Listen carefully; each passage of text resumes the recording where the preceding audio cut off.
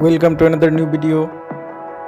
In this video you will see how to fix Facebook not opening problem. Please follow complete the process.